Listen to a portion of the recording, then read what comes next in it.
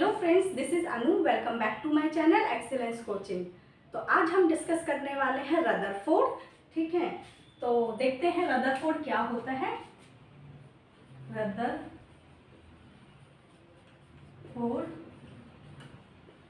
Model of atom.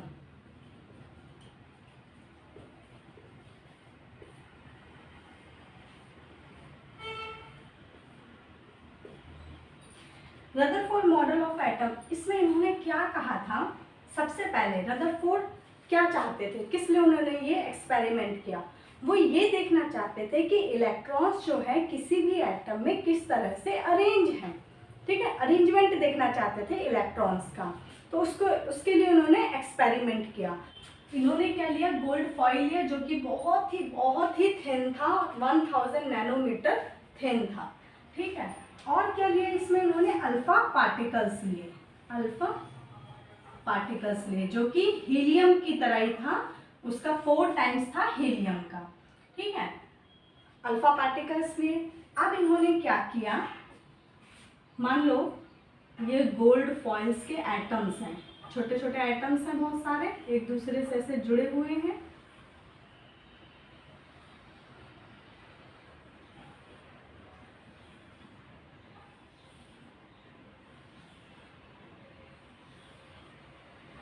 बहुत सारे ऐसे एटम हैं।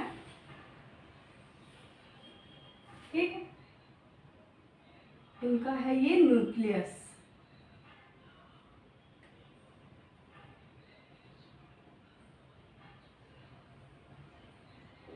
ठीक है, अब इन्होंने क्या किया कि अल्फा पार्टिकल इस पे, ये जो गोल्ड के फॉइल है इस पे अल्फा पार्टिकल डाला था। Alpha particle fall on the gold foil. ठीक है, जब इन्होंने गोल्ड फॉइल पे अल्फा पार्टिकल्स डाले तो क्या हुआ कि ये आए अल्फा पार्टिकल्स। अल्फा पार्टिकल्स आए तो कुछ पार्टिकल्स क्या हुए, सीधे चले गए। कुछ पार्टिकल्स क्या हुए, एकदम सीधे चले गए। और कुछ पार्टिकल क्या हुए, आए और टकरा के रीबाउंड हो गए। कुछ पार्टिकल आए और टकरा के रीबाउंड हो गए। और कुछ पार्टिकल क्या हुए, इस टाइप से लेते हैं यहां से, वो इस टाइप से किसी एंगल पे बाउंड हो गए। यहाँ पे आए और वो किसी एंगल पे बाउंड हो गए। ठीक है, कुछ स्ट्रेट चले गए और कुछ रीबाउंड हो गए। इस टाइप से बहुत सारे रेज जो है पास आउट हुई गोल्ड फॉइल से। कुछ स्ट्रेट चली गई, कुछ किसी एंगल पे डिफ्लेक्ट हो गई और कुछ क्या हो गई, रीबाउंड हो गई। तो इन्होंने क्या ऑब्जर्व किया, सबसे पहले इन्होंने क्या रिजल्ट मिला इनको कि जब इन्होंने अल्फा पार्टिकल किया इस गोल्ड फॉइल पे तो इनको रिजल्ट क्या मिला। पहले तो इन्होंने क्या देखा, most of the alpha particle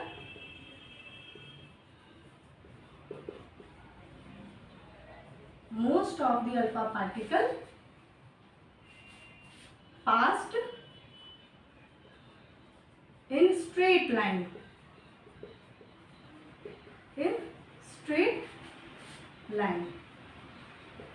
हम थोड़ा जल्दी कवर करेंगे सारे टॉपिक्स को। ठीक है, तो जहाँ कोई डाउट हो तो बताइएगा, मैं उसको फिर से डिस्कस कर दूंगी। थोड़ा फास्टली हम सिलेबस को कवर करेंगे।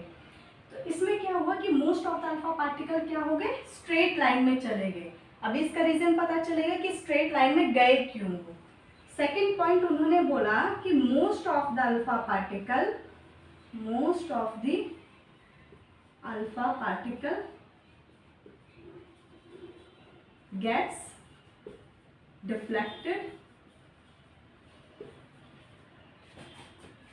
Eight some angle. कुछ क्या हुए, किसी एंगल पे डिफ्लेक्ट हो गए। एंड नेक्स्ट क्या हो गए, वेरी फ्यू पार्टिकल्स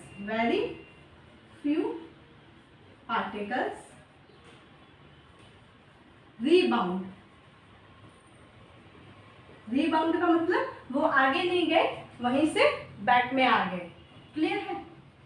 तो ये तो उन्होंने क्या किया, कुछ ऑब्जर्वेशन, उन्होंने रिजल्ट मिला उनको। जब उन्होंने गोल्ड फॉइल पे अल्फा पार्टिकल डाला तो उनको रिजल्ट क्या मिला, ये मिला। तो इस रिजल्ट से उन्होंने क्या कंक्लूजन्स निकाले वो देखते हैं। ठीक है,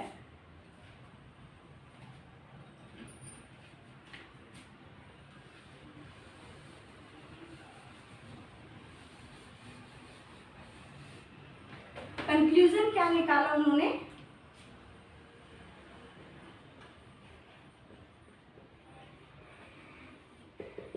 कंक्लूजन क्या निकाला कि जो most of the alpha particle straight line में चले गए थे, इसका मतलब क्या है, there is a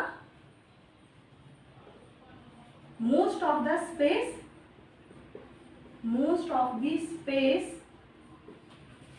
in atom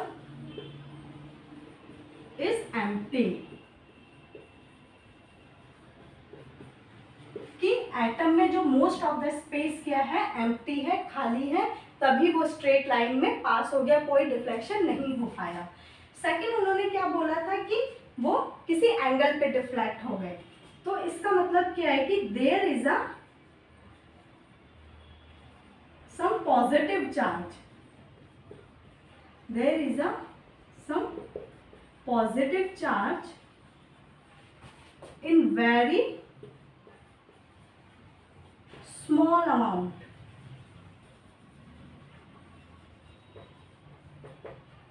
ठीक है,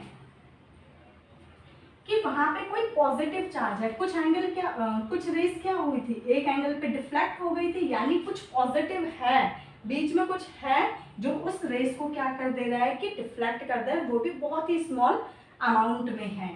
ठीक है, और वो स्मॉल अमाउंट में पॉजिटिव चार्ज क्या था, आपका न्यूक्लियस। ये अभी आगे भी देखेंगे हम, वो स्मॉल पॉजिटिव चार्ज क्या था, आपके पास न्यूक्लियस था, जिसकी वजह से वो कुछ एंगल पे डिफ्लेक्ट हो जा रहे थे उसके पास।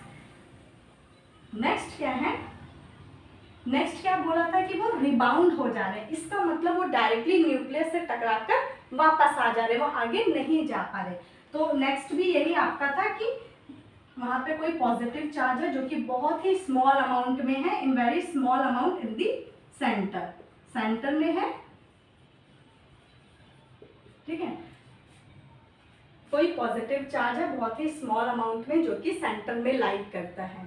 ठीक है, तो ये कंक्लूजन था। इस पे उन्होंने एक वो दिया, on the basis of this experiment, on the basis of this experiment he gives nuclear model of atom, उन्होंने न्यूक्लियर मॉडल ऑफ एटम दिया इस बेसिस पे।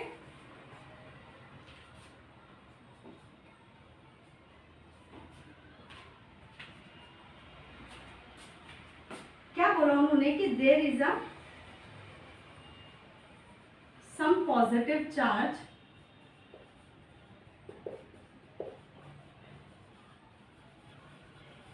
in the atom, some positive charge in the atom which is called nucleus.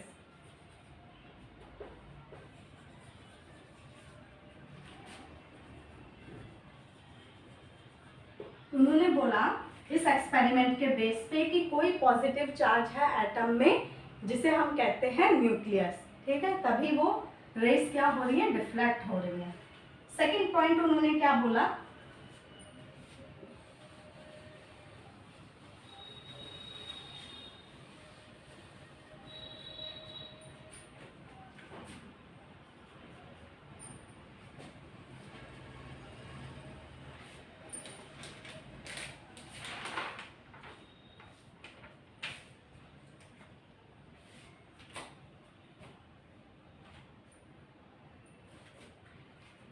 Second point उन्होंने क्या बोला कि जो electrons हैं revolve around nucleus in circular orbit, circular path या फिर सर्कुलर ऑर्बिट। नेक्स्ट पॉइंट उन्होंने ये बोला कि जो इलेक्ट्रॉन है वो न्यूक्लियस के अराउंड कैसे घूम रहे हैं, सर्कुलर पाथ में घूम रहे हैं, उन्होंने न्यूक्लियर मॉडल जो दिया। एंड थर्ड पॉइंट उन्होंने क्या बोला कि जो साइज है न्यूक्लियस का, the size of nucleus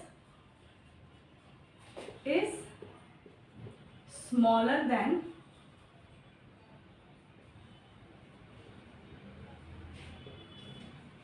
size of atom.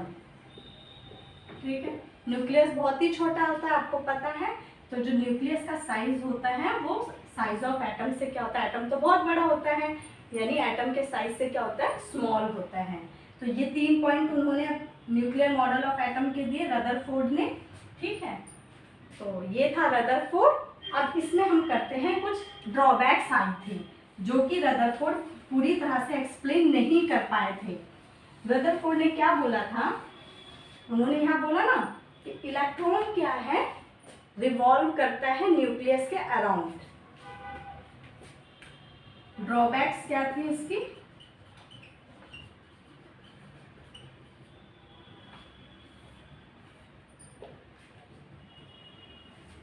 उन्होंने क्या बोला, जो इलेक्ट्रॉन है वो न्यूक्लियस के अराउंड क्या करता है, रिवॉल्व करता है।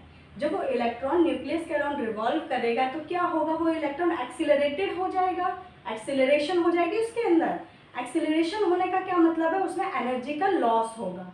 एनर्जी का लॉस होगा, इसका मतलब क्या है कि एक टाइम ऐसा आएगा, वो एनर्जी लॉस करता जाएगा, लॉस करता जाएगा, तो एक टाइम ऐसा आएगा कि वो जो इलेक्ट्रॉन है वो न्यूक्लियस में आके समा जाएगा, है ना, घूमता जाएगा, उसकी एनर्जी लॉस होगी तो क्या होगा, इलेक्ट्रॉन न्यूक्लियस में आके समा जाएगा, यानी कि एटम बहुत ही अनस्टेबल हो जाएगा।